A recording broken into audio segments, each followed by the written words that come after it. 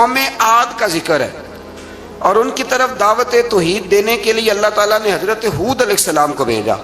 ہود علیہ السلام نے قوم سے کہا کہ میں تم سے کسی چیز کا اجر طلب نہیں کروں گا، میرا اجر میرے اللہ کی بارگاہ میں ہے، پاس تم اپنے رب سے بخشش مانگو، پھر اس کی بارگاہ میں توبہ کرو، اللہ تعالیٰ تم پر موسلا دار بارش برسائے گا اور تمہاری قوت میں اضافہ فرمائے گا۔ قوم عاد نے دعوت حق کو رد کیا اور ایمان نہ لائے، بلکہ ہود علیہ السلام پر طنز کیا۔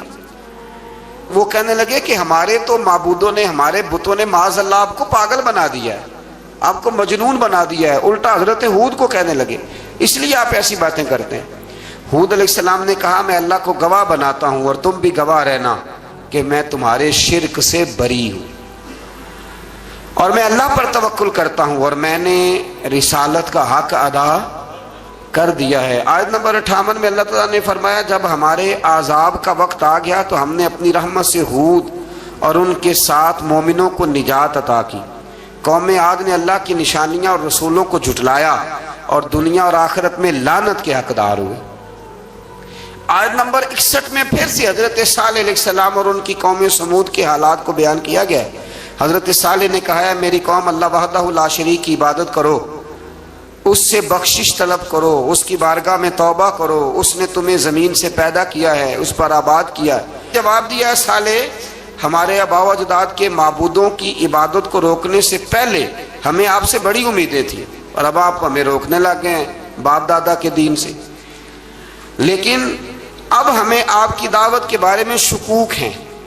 صالح علیہ السلام نے اپنی قوم سے کہا کہ یہ اللہ کی اونٹنی ہے اور یہ تمہارے لیے نشانی ہے، اسے چرنے کے لیے آزاد چھوڑ دو اور اسے تکلیف نہ دینا، اللہ اکبر، ورنہ تمہیں عذاب پہنچے گا۔ انہوں نے اونٹنی کی کونچیں کاٹ ڈالی۔ صالح علیہ السلام نے کہا تم صرف 3 دن اپنے گھروں میں مزے اٹھا لو، 3 دن، پھر اللہ کا یقینی عذاب آئے گا۔ پھر ایک چنگاڑ نے ان کو آ دبوچا، وہ اپنے گھروں میں گھٹنوں کے بل اوندے پڑے رہ گئے۔ صرف صالح علیہ السلام ان کے ساتھ اہل ایمان اس عذاب سے بچے۔ یہ 3 قوموں کا ذکر ہو گیا، نوح علیہ السلام کی قوم کا بھی، ہود علیہ السلام کی قوم کا بھی اور حضرت صالح علیہ۔ آگے اللہ تبارک و تعالیٰ نے آیت نمبر 69 میں اس بات کا بیان فرمایا کہ حضرت ابراہیم علیہ السلام کے پاس فرشتے بشری شکل میں آئے، انسانی شکل میں۔ انہوں نے اجنبی مہمانوں کے لیے بچڑے کا بھنا ہوا گوشت تیار کرایا۔ آپ یقین کریں کچھ باتیں لوگ ایسی بیان کرتے ہیں کہ جن کو نہ سن کے بندے کا دل کرتا ہے کہ اس بندے کو بتائیں کہ یار یہاں تو دین سارا پڑھ۔ ایک صاحب مجھے کہنے لگے جی میں ایک پیر صاحب کے پاس گیا تھا تو بڑی مرغن غذائیں تھیں، انہوں نے میری بڑی خدمت کی پر مجھے نہیں اچھا لگا، پیروں کو چاہیے سادی روٹی رکھیں۔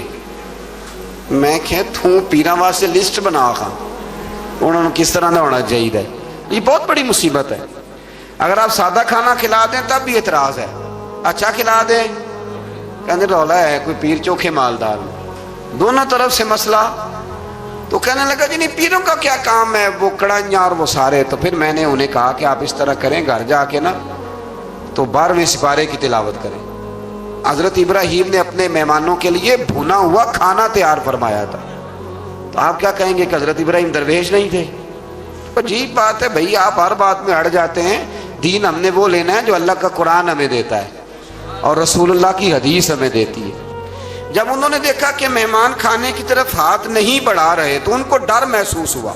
حضرت ابراہیم کو فرشتوں نے کہا کہ ہمیں قوم لوط علیہ السلام کے عذاب کے لیے بھیجا گیا ہے۔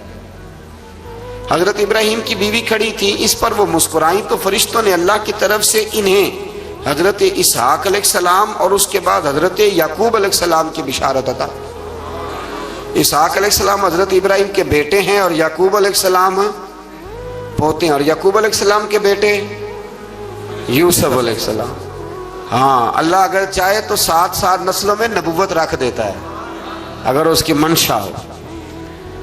تو حضرت یعقوب کی بشارت دی۔ انہوں نے حیرت سے کہا کہ ہم دونوں میاں بیوی تو بوڑھے ہیں، اس عمر میں اولاد کیسے ہوگی؟ تو فرشتوں نے جواب دیا اے ابراہیم کے گھر والو، تم پر اللہ کی رحمتیں اور برکتیں ہوں، اللہ کی قدرت پر تمہیں کیوں تعجب ہے؟ اللہ فرماتا ہے کہ بیٹے کی بشارت سن کر ابراہیم کا خوف دور ہو گیا اور پھر وہ قوم لوط کے بارے میں گفتگو کرنے لگے۔ ابراہیم بہت بردبار، اللہ سے آہوزاری کرنے والے اور اس کی طرف رجوع کرنے والے تھے۔ اللہ تعالیٰ نے حضرت ابراہیم علیہ السلام کو فرمایا اے ابراہیم اس گزارش سے آپ گریزہ رہیں، اس کا یقینی فیصلہ ہو چکا ہے اور ان پر نہ ٹلنے والا عذاب نازل ہو کے رہے گا۔ وہ کیا گناہ کرتے تھے؟ لوط علیہ السلام کی قوم کو میں نے بتایا تھا، مرد مردوں سے بدفعلی کرتے۔ تو حضرت ابراہیم نے بھی عرض کی، بار بار گزارش کی، بحث کی کہ اللہ مہربانی فرما ان کا عذاب۔ آپ دیکھیں نبیوں کے حوصلے کتنے بڑے ہیں، قومیں تنگ کرتی ہیں اور طرح طرح کی باتیں کرتی ہیں اور پیغمبر پھر بھی کہتے ہیں یا اللہ مہربانی فرما، اے اللہ ان سے عذاب۔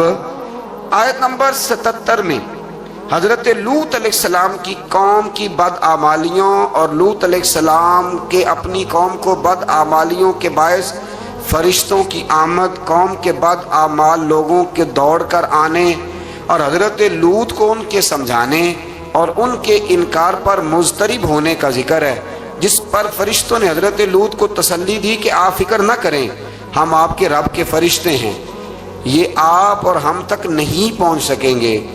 آپ رات کے آخری حصے میں قوم کی طرف توجہ کیے بغیر ہجرت فرما لیں، اس لیے کہ صبح کے وقت ان پر عذاب آئے گا۔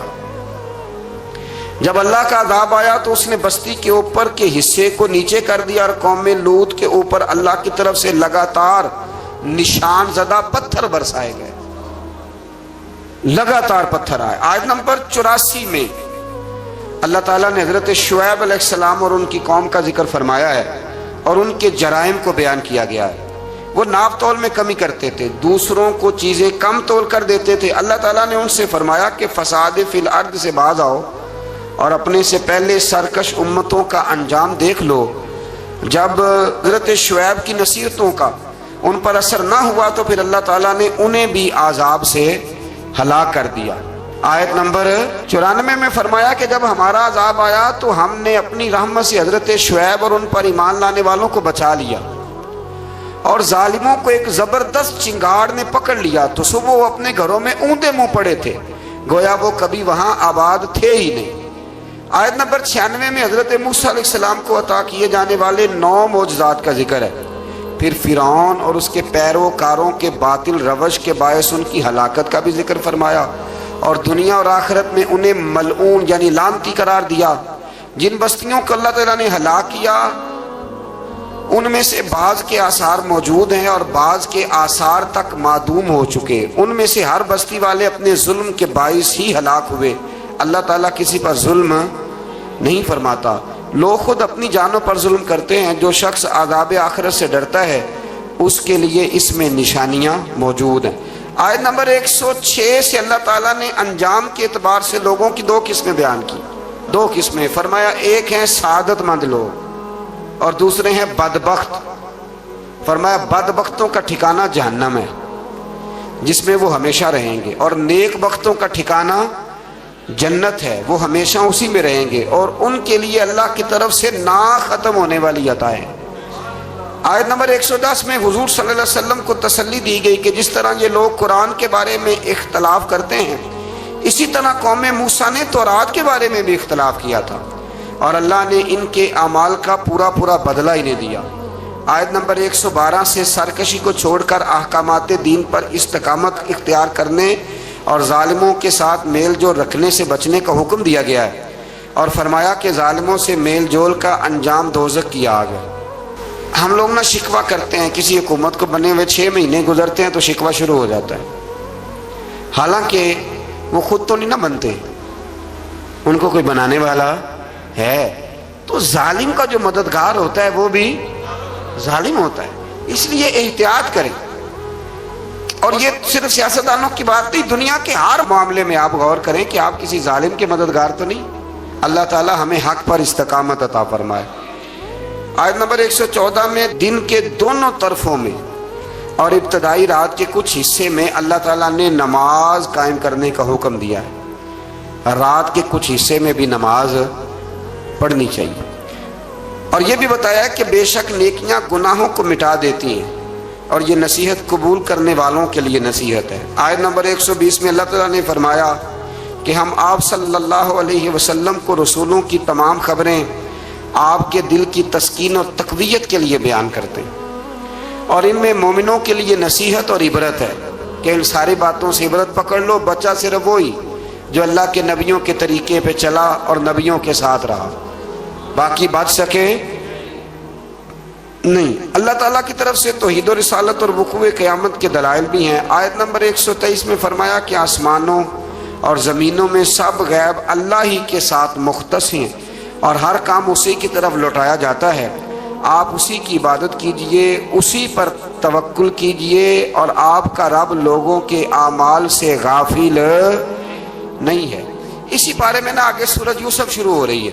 اس کو اللہ تعالیٰ نے کہا ہے کہ یہ بڑا پیارا قصہ ہے، احسن القصص کا، قصوں میں سونا قصہ۔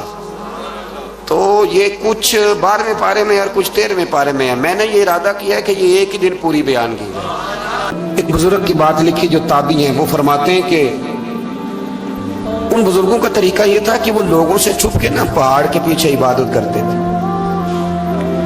اور پوزیشن ان کی یہ تھی کہ کسی سے ملتے نہیں تھے، بالخصوص فجر کی نماز سے لے کر عصر کی نماز تک بکریاں رکھی ہوئی تھیں، ان کو چراتے رہتے تھے فرات کے کنارے اور نفل پڑھتے رہتے تھے۔ اس وقت کو ملنے بھی نہیں آتا تھا۔ ایک شخص بڑی دور سے ان کی شہرت سن کے آیا، میں نے تو ملنا ہے۔ لوگوں نے کہا وہ اس وقت نہیں ملتے، ناراض ہوتے ہیں۔ اس نے کہا اللہ کا بندہ ہے نا، ناراض ہو بھی جائے گا تو لمبا ناراض رہے گا نہیں، اللہ والے جلدی راضی ہو جاتے ہیں۔ پہنچ گئے۔ اب وہ بابا جی نماز پڑھ رہے تھے تو کہتے میں نے عجیب منظر دیکھا کہ بابا جی فرات کے کنارے نماز پڑھ رہے ہیں اور ایک بھیڑیا ان کی بکریوں کی حفاظت کر رہا ہے۔ کہتے میں حیران رہ گیا کہ بھیڑیا تو بکریاں کھایا کرتا ہے اور یہاں چرا رہا ہے۔ کہتے میں جب گیا تو بابا جی نوافل میں مشغول تھے، مجھے دیکھ کے کہنے لگے اس وقت کیوں آئے؟ میں نے کہا حضور اگر آئے گیا ہوں تو پھر مہربانی کریں قبول فرما لیں۔ میں بیٹھ گیا تو میں نے کہا حضور یہ بھیڑیا بکریاں چرا رہا ہے، بھیڑیا اور بکریے کی صلح کب سے ہو گئی؟ تو فرماتے ہیں لمبی تقریر نہیں، ہلکا سا جملہ۔ فرمانے لگے جب سے بکریوں کے مالک نے رب سے صلح کر لی ہے نا، تب سے بھیڑیوں نے بھی بکریوں سے صلح کر لی ہے۔ بکریوں کے مالک نے رب سے صلح کر لی، گناہ چھوڑ دیے، اس کی فرما برداری میں آ گئے۔ اب پھر اسے بکریاں چلانے کی ضرورت نہیں رہی، بکریاں نہ اب بھیڑیا چراتا ہے۔ کہتے ہیں میرے اوپر کپ کپی طاری ہو گئی بزرگوں کی بات سن کے، اور مجھے پیاس لگی اور خواہش آئی کہ پتہ نہیں اب بابا جی کچھ کھلائیں پلائیں گے بھی کہ نہیں، بابا جی کچھ کھلائیں گے بھی کہ نہیں۔ کہتے میرے دل میں خیال تھا تو بزرگوں نے نا ایک لکڑی کا پیالہ، ان کے پاس وہ غار میں بیٹھے تھے تو ایک چھوٹا سا پتھر تھا، اس کی ڈھلان بنی ہوئی، بابا جی نے اس کے نیچے لکڑی کا پیالہ رکھا، وہ رکھا ہی تھا تو وہ دودھ سے بھر گیا۔ کہتے انہوں نے مجھے دیا تو ٹھنڈا اور میٹھا دودھ، میری طبیعت خوش ہو گئی۔ بابا جی نے دوبارہ وہی پیالہ اسی جگہ رکھا تو شہد سے بھر گیا۔ 1000 سال پہلے داتا صاحب لکھ رہے ہیں، کہتے مجھے دیا۔ میں نے فوراً کہا، میں نے کہا حضور یہ دودھ تو گائیں بھینس دیتی ہے، پہاڑوں سے تو نہیں نکلا کرتا، اور شہد تو شہد کی مکھیاں دیتی ہیں، پتھروں سے تو نہیں نکلتا، یہ آپ کہاں سے نکال رہے ہیں؟ تو کہتے ہیں وہ قرآن مجید پڑھنے لگے۔ وَإِذِ اسْتَسْقَىٰ مُوسَىٰ لِقَوْمِهِ، جب موسیٰ کی قوم نے ان سے پانی مانگا، فرمانے لگے موسیٰ کی نافرمان قوم پانی مانگے، حضرت موسیٰ پتھر پہ ڈنڈا مارے تو اللہ وہاں سے 12 چشمے جاری کر دے۔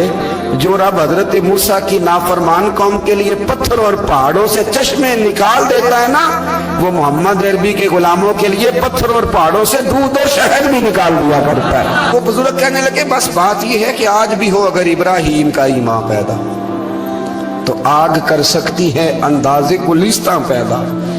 کہنے لگا حضور پھر میرے لیے بھی دعا کریں۔ آپ فرمانے لگے پھر دعا نہ کرا تو مدینے والے کی غلامی شروع کر، تو نبی کریم کی غلامی شروع کر، تو رسول پاک کی غلامی شروع کر۔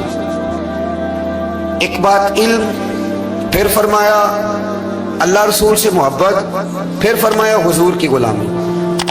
اس سے سارے مکاشفات کھلیں گے، اس سے سارے مشاہدات کھلیں گے، اسی سے کرامتیں ملیں گی، اسی سے مقبولیت ہوگی، اسی سے اللہ نبی کی بارگاہ میں درجہ ملے گا۔ پھر داتا صاحب آگے بڑھتے اور داتا صاحب فرماتے ہیں صوفیاء کی ایک جماعت ہے جو کہتی ہے ہم نے تو کبھی اپنی زبان پر دکھ بیان ہی نہیں کیے، ہر شے اپنے رب رسول کے حوالے کر دی۔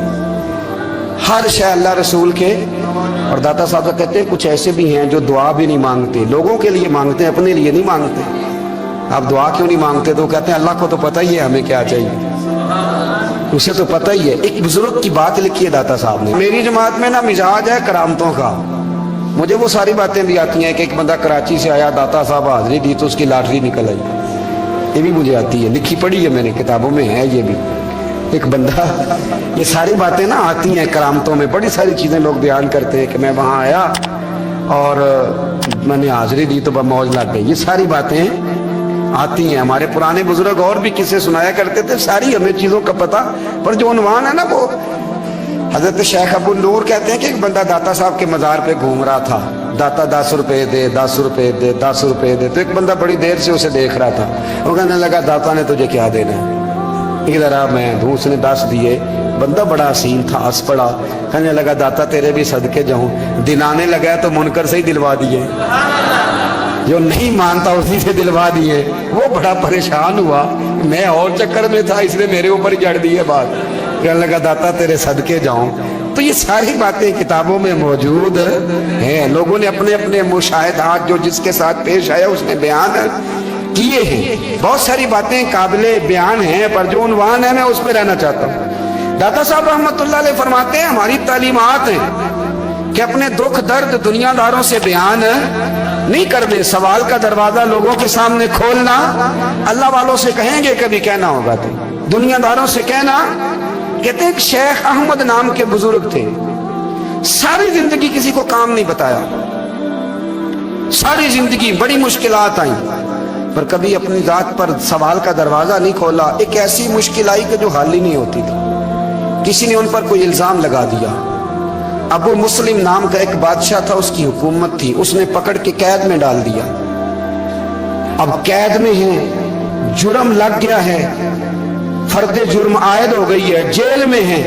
लोग कहने लगे हजरत जी अपनी सफाई में कुछ कहें, और मानने लगे सारी जिंदगी बंदों से कुछ नहीं कहा, अल्लाह रसूल को पता है मैं बेगुनाह हूं, मुझे कहने की जरूरत नहीं। दाता गानी बख्श अली हजवेरी ने लिखा है, दाता साहब कहते हैं तू यकीन कामिल तो पैदा कर, तू ईमान तो पुख्ता कर। दाता साहब कहते हैं वो अबू मुस्लिम जो बादशाह था वो नेक आदमी था, उसे रात को ख्वाब में नबी करीम की ज़ियारत नसीब हुई और हुजूर सैयद आलम सल्लल्लाहु अलैहि वसल्लम फरमाने लगे तूने अल्लाह का एक नेक बंदा जेल में डाल दिया, डर नहीं आता, वो तो बेगुनाह है। बादशाह आधी रात को खुद उठा। दादा साहब फरमाते हैं किसी गार्ड को नहीं भेजा, पुलिस वाले को नहीं भेजा, जेलर से नहीं, खुद गया, जाके जेल का दरवाजा खोला, दरवाजा खोल के उस दरवेश को आजाद किया। कहने लगा बाबा जाओ, मुझे पता चल गया बेगुनाह है। बाबा जी सलाम करके जाने लगे तो बादशाह फिर आगे आया, हाथ बांधे, हाथ चूमे, कहने लगा हुजूर आप बड़े नेक हैं, मेरे लिए कोई हुक्म हो तो बताइएगा, मेरे लायक को खिदमत हो तो बताइएगा। तो शेख अहमद फरमाने लगे तुझे अभी भी समझ नहीं आई, तुझे अभी भी नहीं समझ आई। कहने लगा हुजूर क्या? फरमाने लगे जो तहज्जुद के वक्त तुझे उठा के मुझे रिहा करने भेज सकते हैं वो मेरी कोई जरूरत बाकी रहने देंगे? मुझे कोई जरूरत पड़ेगी किसी और को कहने की? जो तहज्जुद के वक्त तुझे उठा के भेजते हैं कि जा खोल जाके दरवाजा, वो जरूरत रखेंगे? मेरी जरूरत मुझे रहेगी कि मैं तुझे और कोई काम, अभी में तुझे समझ नहीं आई? तो दाता अली अजमेरी रहमतुल्लाह अलैह फरमाते हैं असल में हमारी तबीयत है, हमने बंदों से दिल लगा लिया है, दिल अल्लाह रसूल से लगाओ। किसी बंदे से लगाना तो उससे लगाओ जो अल्लाह वाला हो।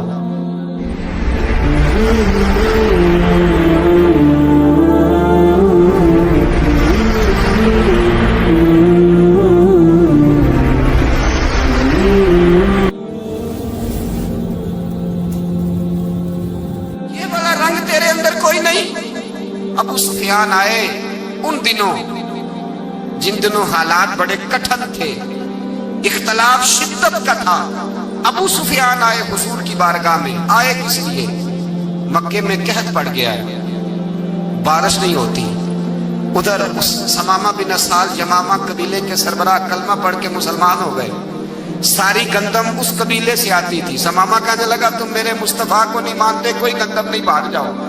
एक बारिश कोई नहीं, दूसरी गंदम कोई नहीं। अबू सुफियान तड़प के दरे रसूल पे हाजिर हुए, ابھی تھوڑے دن گزرے ہیں احد میں حضور کے دانت شہید کیے، ابھی تھوڑے دن گزرے حضور کو ستایا ہے، ابھی تھوڑے دن گزرے حضرت امیر حمزہ کا کلیجہ نکال کے چبایا ہے، ابھی تھوڑے دن گزرے حضرت انس بن نضر کی گردن کاٹی، ابھی تھوڑے دن گزرے عبداللہ بن جہش کے ٹکڑے کیے، ابھی تھوڑے دن گزرے حضور کو ستایا ہے، تڑپایا ہے۔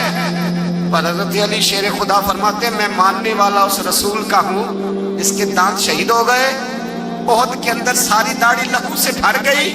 فرماتے ہیں میں رو پڑا اور میں نے کہا محبوبہ آپ نہیں مجھ سے برداشت ہوتا، دعا کریں اللہ ان پہ عذاب نازل کرے۔ اٹھائے ہاتھ، آپ دعا کریں گے تو اللہ تبارک و تعالیٰ دو پہاڑیوں میں پیش ڈالے گا۔ حضرت علی کہتے ہیں میں نے عرض کی تو حضور نے ہاتھ اٹھائے اور دعا کیا دی، اللہم اہدی قومی فإنہم لا یعلمون، اے اللہ میری قوم کو ہدایت دے دے، یہ جانتے نہیں یہ کیا کر رہے ہیں، اللہ انہیں ہدایت دے۔ یہ اخلاق حسنہ کا معیار۔ تھوڑے دن پہلے حضور کے ساتھ یہ رویہ، ابو سفیان اب بے حال ہو گئے، بچے بھوک سے مرنے لگے، جانور پیاس سے مرنے لگے، ابو سفیان چھپتا چھپاتا کہنے لگا چارہ کوئی نہیں، مصطفیٰ کے پاس جانا ہی پڑے گا۔ ابو سفیان مدینے پہنچ گئے، جب پہنچے نا تو ابو سفیان کی اپنی صاحبزادی حضرت ام حبیبہ ام المومنین تھی، رسول اللہ کی زوجہ تھی۔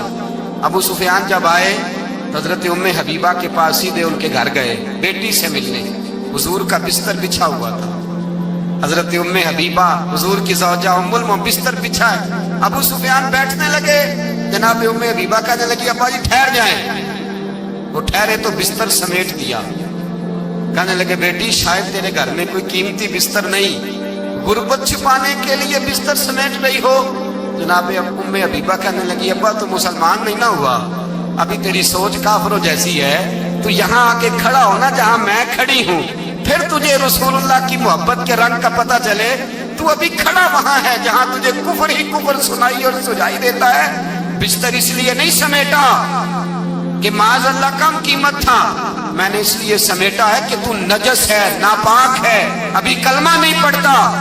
اور یہ اس رسول کا بستر ہے کہ جو بستر میں موجود ہوتے ہیں تو جبریل امین قرآن لے کے تشریف لے آتے ہیں، ذرا وجود اس قابل نہیں کہ یہاں بٹھایا جائے۔ نبی پاک صلی اللہ علیہ وسلم کی بارگاہ تک ابو سفیان آئے، ابو سفیان کہتے ہیں مجھے امید نہیں تھی، ابھی سوچ نہیں نہ بدلی تھی، کہتے مجھے امید نہیں تھی، میرا خیال تھا وہ شکوے کریں گے، شکایتیں کریں گے، وہ کہیں گے تم نے بھی تو بڑا کچھ کیا ہے نا۔ ابو سفیان کہتے ہیں میں قربان جاؤں، میں نے یہ رنگ دیکھا تو مدینے کی فضا ویسے ہی بڑی ٹھنڈی تھی، لیکن مصطفیٰ کریم کے ساتھ جب میں نے بات کی تو میرے وجود پر گریہ طاری ہو گئی، میرے اوپر کیفیت طاری ہو گئی، میں تڑپنے لگا۔ کہتے ہیں میں نے کہا محبوبہ میں آیا ہوں، آپ کا کلمہ پڑھتے ہی سمامہ نے گندم بند کر دی ہے، بارشیں رک گئی ہیں، مکے کے لوگ بھوک اور پیاس سے مرنے لگے ہیں، محبوبہ بیٹیاں روتی ہیں، یا رسول اللہ مائیں ان کی چھاتیوں میں دودھ خشک ہو گیا ہے، بچے بلکتے ہیں۔ ابو سفیان کہتے ہیں میں دشمن تھا، سارے مکے کے لوگ دشمنی کرتے تھے، لیکن جب میں نے یہ لفظ کہے نا اچانک میری نظر اٹھی تو مصطفیٰ کریم کی تو آنکھیں آنسو برسا رہی۔ کہتے میری بات بھی مکمل نہ ہوئی، حضور نے پہلے رکا منگوایا سمامہ کے نام، فرمایا پہلے تو انہیں غلہ اپنی مرضی سے دیتا تھا، اب تیرے نبی کا حکم ہے کہ پہلے سے بڑھ کر تو انہیں غلہ دینا ہے۔ اور پھر میرے مصطفیٰ نے ہاتھ اٹھائے۔ اور بھائی مشکل ہوتا ہے، مشکل ہوتا ہے، سگے بھائی کے لیے لوگ دعا نہیں کرتے، کہتے میرا شریکہ ہے، ساس بہو کے لیے بہو ساس کے لیے دعا نہیں مانگتی، کہتے اختلاف ہے، لوگ لوگوں کی زندگی نہیں مانگتے، بیماری میں شفا نہیں مانگتے۔ ابو سفیان کہتے ہیں آمنہ کے لال تیرے قربان جاؤں۔ حضور نے ہاتھ اٹھائے اور کہا اے اللہ مکے کی سنگلاخ پہاڑیوں پہ بارش برسا، اے اللہ کھیتیاں ہری کر دے، اے اللہ ماؤں کی چھاتیوں میں دودھ بھر دے، اللہ عورتوں کو تازگی دے دے، بچوں کو رانائی دے دے، پھلوں پھولوں کو تازگی دے دے۔ ابو سفیان کہتے پہلے حضور رو رہے تھے اور جب نبی پاک کی دعا دیکھی تو میں نے رونا شروع کر دیا، میں نے رونا شروع کر دیا۔ کہتے واپس آیا تو وہ احساس کہ یار یہ میں کس شخص سے مل کے آیا ہوں، یہ کس قسم کے آدمی سے مل کے آیا ہوں، یہ کیسا رنگ ہے، یہ کس قسم کا انداز ہے کہ جس کو میں پتھر مارتا رہا وہ میرے لیے دعائیں لے کے بیٹھا ہوا ہے۔ جس کو ساری زندگی ستایا ہے، وہ میرے بچے کے لیے روتا ہے، میری بیٹی کے لیے اس کی آنکھ میں آنسو ہیں، وہ ہمارے لیے تڑپ رہے ہیں۔ میرے بھائیوں، ابو سفیان کہتے ہیں پھر دوسرا جلوہ میں نے تب دیکھا جب حضور مکے آئے، اور میں تو آخر تک لڑنے آیا تھا نا، حدیبیہ تک۔ کہتے ہیں جب رسول پاک مکے آئے اور حضور نے اعلان معافی کیا تو بنتا تو یہ تھا کہ مجھے سزا ملتی، لیکن میرے مصطفیٰ کریم نے فرمایا جو ابو سفیان کے گھر میں چلا جائے گا میں اسے معاف کر دوں گا۔ کہتے ہیں میں نے کہا یہ میرے لیے کس قسم کی سزا تجویز کی ہے کہ میں عمر بھر دشمنی کرتا رہا اور یہاں رنگ عجیب ہے۔ حضور نے میرے لیے ہی اعزاز لکھ دیا، فرمایا جو ابو سفیان کی حویلی میں داخل ہو گیا میں نے معاف کیا۔ ابو سفیان کہتے ہیں پتہ نہیں کتنے پردے تھے جو اٹھ گئے، پتہ نہیں کتنی منزلیں تھیں جو طے ہو گئی، پتہ نہیں کتنے جلوے تھے جن کا نظارہ ہو گیا، اور میں نے غور سے چہرہ دیکھا تو میری آنکھوں سے پٹی اتر گئی اور مجھے عبداللہ کے یتیم بیٹے کے پیچھے محمد الرسول اللہ کے جلوے نظر آنے شروع ہو گئے۔ اخلاقی قدریں جب موجود رہتی، یہاں تو لوگ مرے ہوئے شخص کو مارتے ہیں، یہاں تو سڑک پر کتنی کراوٹ ہے اور کتنا گر گیا ہے اخلاق ان لوگوں کا، ایکسیڈنٹ ہو گیا ہے، ٹرین کی پٹری سے اتر گئی ہے، چیخو پکار ہے، آہیں ہیں، تڑپنا ہے، رونا ہے، سسکیاں ہیں، ماں کا بازو کٹا ہے پر وہ چیختی ہے ذرا میرے بیٹے کا پتہ کرو، باپ کی آنکھوں میں ریت پڑ گئی ہے پر وہ تڑپتا ہو میرا بیٹا تھا، چیخو پکار ہو رہی ہے۔ پر ظلم ہے اس قوم کا کہ جو بچانے والے آئے ہیں وہ پہلے آتے ہی ان کی جیبیں ٹٹول رہے ہیں، ان کے بٹوے دیکھ رہے ہیں، گری ہوئی عورتوں کے، یہ آپ اٹھا کر دیکھیے اخبارات، عورتوں کے گری ہوئی عورتوں کے کانوں سے بالیاں نوچی گئی اور ان کے کان تک کٹ گئے۔ یہ اس قوم کا حال ہے۔ اقبال کہتے ہیں جنہیں آتا نہیں دنیا میں کوئی فن تم ہو اور بیچ کھاتے ہیں جو بزرگوں کا کفن تم ہو۔ تم وہ لوگ ہو جو کفنوں پہ سودے کرتے ہو، جو قبروں پہ سودے کرتے ہو۔ یہ لوگ تجارتیں کرتے ہیں، اخلاقی پستی کا یہ عالم کہ لوگ قبروں پہ سجدے کرتے ہیں، بیٹے بیچ کے دہیز خریدتے ہیں۔ غریب کی بیٹی روز تڑپتی ہے، روتی ہے، روز سسکیاں لیتی ہے کہ کہاں سے وہ دروازہ کھلے گا جب میں بھی جب سہاگن ہوں گی، جب میرا باپ بھی عزت کے ساتھ مجھے رخصت کرے گا۔ اور غریب آدمی بیٹی کی شادی کے بعد اتنا دکھی رہتا ہے، وہ بھی کم ہی لوگ جانتے ہیں، وہ بھی وہی لوگ جانتے ہیں جو اس منظر سے گزرتے ہیں۔ ہمارا اخلاقی معاملہ اس قدر زیادہ تباہی کا شکار ہے۔ میرے مصطفیٰ کریم سید عالم نور مجسم صلی اللہ علیہ وسلم جذبات کا خیال رکھتے، احساسات کا خیال رکھتے، تصورات کا۔ او بھائی، اس سے بڑا اخلاق کا مظاہرہ کہاں سے لینے جاؤ گے؟ کہ آمنہ کے لال فرماتے ہیں میرا دل کرتا ہے نماز لمبی پڑھاؤں، نماز اللہ کی نماز، دل کرتا ہے لمبی نماز پڑھاؤں، میں لمبی لمبی صورتیں تلاوت کروں، میں کھل کے رب کریم کا قرآن پڑھوں، میں اللہ تبارک و تعالیٰ کے قرآن مجید کے ذائقوں میں کھو جاؤں۔ لیکن حضور فرماتے ہیں نماز میں کسی بچے کے رونے کی آواز آتی ہے، کسی بوڑھے کی ہائے کی آواز آتی ہے، کسی بیمار آدمی کی ہائے کی آواز آتی ہے۔ نبی پاک فرماتے ہیں میں اللہ کی نماز چھوٹی کر دیتا ہوں، اللہ کے بندوں کا خیال کرتا ہوں۔ میں رب کی نماز چھوٹی کر دیتا ہوں، رب کریم کے بندوں کا خیال کرتا ہوں۔ خدا کے بندے تو ہیں ہزاروں، بنوں میں پھرتے ہیں مارے مارے، میں اس کا بندہ بنوں گا جس کو خدا کے بندوں سے۔ میرے حبیب کریم سید عالم صلی اللہ علیہ وسلم نے فرمایا اللہ کریم نے بندے کو، مخلوق کو پیدا کرنے سے پہلے جو تحریر سب سے پہلے لکھی تھی نا، اللہ نے اپنے پاس جو جملے سب سے پہلے لکھے تھے بندے بنانے سے بھی پہلے، وہ فکر یہ تھے کہ ان رحمتی سبقت اعلی غضبی۔ رب کریم نے لکھا تھا بے شک میری رحمت زیادہ ہے، میرا غضب زیادہ نہیں ہے۔ اس نے لکھا تھا